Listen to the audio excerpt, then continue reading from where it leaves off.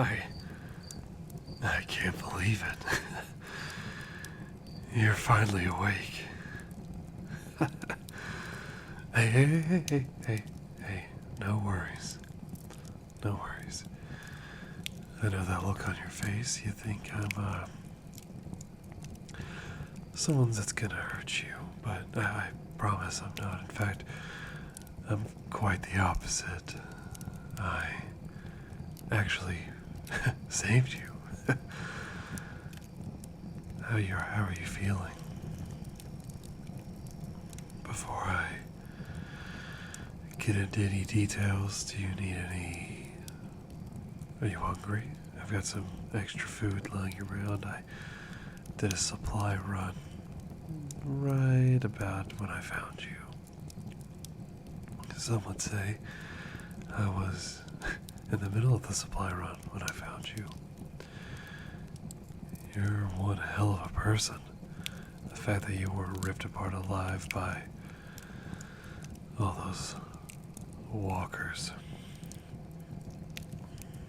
I guess I should introduce myself. My name is Alexander, but hey, my friends call me Willie. Alexander I always felt was a bit too grandiose for someone of my stature. Sounds like someone who was born in Greece when I was just born in the good old state of Ohio. I guess Ohio is kind of like the Greece of the Mideast, am I right? Yeah, don't seem to be in a laughing mood. I don't blame you.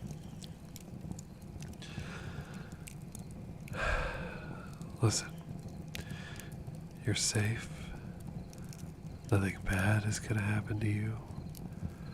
You are in my little sanctuary, as I like to call it. It's actually the attic of an old pizzeria, right in the middle of downtown. Did I pick a good spot that's away from walkers? Hell no. Walkers can't climb up ladders, last I checked. How'd I get you up here? Well, if you look at your left wrist there, you'll see a little bit of a rope burn. I apologize for that. I did my best not to hurt you. You see, I needed to get you up here so that way I could treat you. Based on what I saw, you had hit your head pretty damn hard. So I think that's why you passed out. But, in reality, I mean, I really don't know why. So, I needed to get you checked out. I needed to see what was up. So in order for me to get you up here, I had to tie you to a nice plank of wood, 2x4. Really, two 2x4s. I got it put together. It's my makeshift stretcher. And, I just drug you up the stairs. Before this, I used to be a grave digger, which really is ironic now.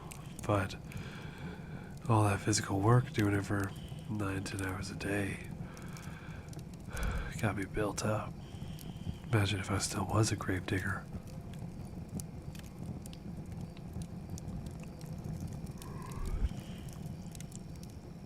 If I was still a grave digger, then maybe I'd have a hell of a lot of overtime on my checks. So, you part of a group?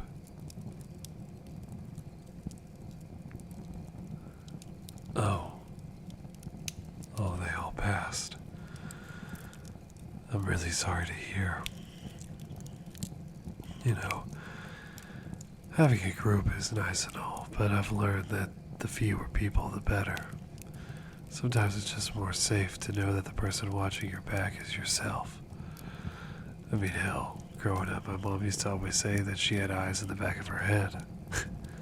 I guess I got it from the inheritance. But, enough about that. I'm glad to hear that you're looking okay. You seem to be alright. So let me get you something. You need a cigarette? I know they're getting harder and harder to come by these days, but I got me a pack of, well, I mean, it's not my favorite thing in the world, but a pack of Marlboro 72s. That'll give you one hell of a nicotine buzz if you haven't had a cigarette in a while. Or maybe you would like a nice cup of joe. I found me some Folgers with about half of a thing of grains in it, but let me tell you, it doesn't really taste a lot like Folgers. It's more of a Maxwell House, so I don't know if this is secondhand or what, but I'll get you a nice cup of coffee. No? You don't want anything, huh? I get that. I really do.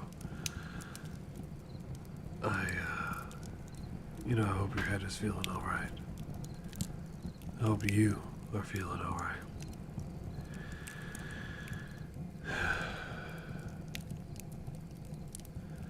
Oh. You want to know my story, huh? Well, when the outbreak happened, like I said, I was a gravedigger. In fact, I'd like to think I saw the first zombie anyone had seen in this area. But I roamed around a little. I found a nice little group. Found a nice little town called Terminus. But then they decided they wanted to start eating things that I didn't necessarily agree with. If we start eating people, we're just as good as the walkers and zombies, aren't we? So of course I didn't want to go that route. So, in the middle of the night I left, with nothing more than just the clothes on my back. It wasn't until, maybe 2 months later that I was starving, getting ready to die when I found this pizzeria.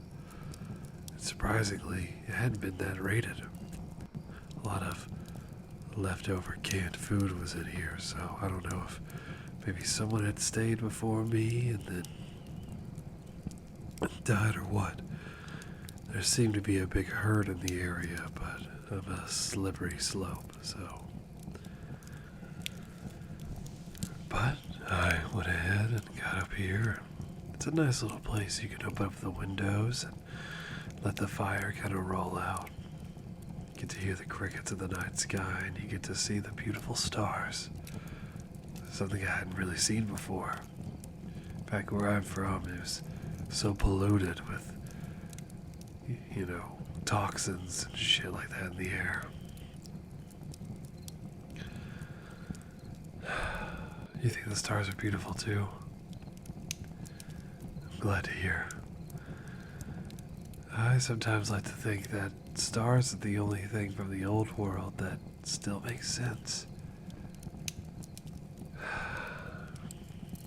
Listen, I know I've just met you and you've been under my care, but I think you're wonderful. You're not much of a talker, but neither am I. This is probably the most I've said in 2 or 3 years. Why don't you and I take on the world, huh? Everyone needs somebody to watch their back. Plus, I think you're, kinda cute. Even if just a little.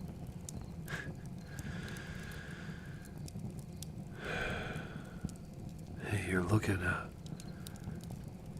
little pale. Are you, oh no. Were you bitten? I only checked the visible skin. I didn't look underneath clothing or anything. Guess I didn't want to, it wasn't my place to do that.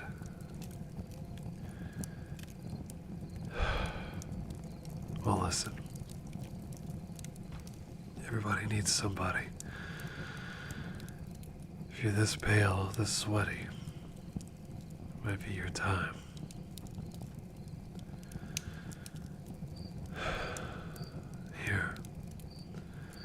Let me lay down beside you.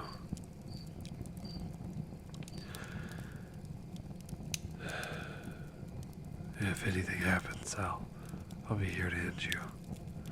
I promise. Man, can't believe the universe would strike me down again for meeting any positive human interaction. Maybe I should just let them turn. I should let them turn and let me become one. That's crazy. That's not feasible. But man, they look so gorgeous. Even when they're gone. What? No! No!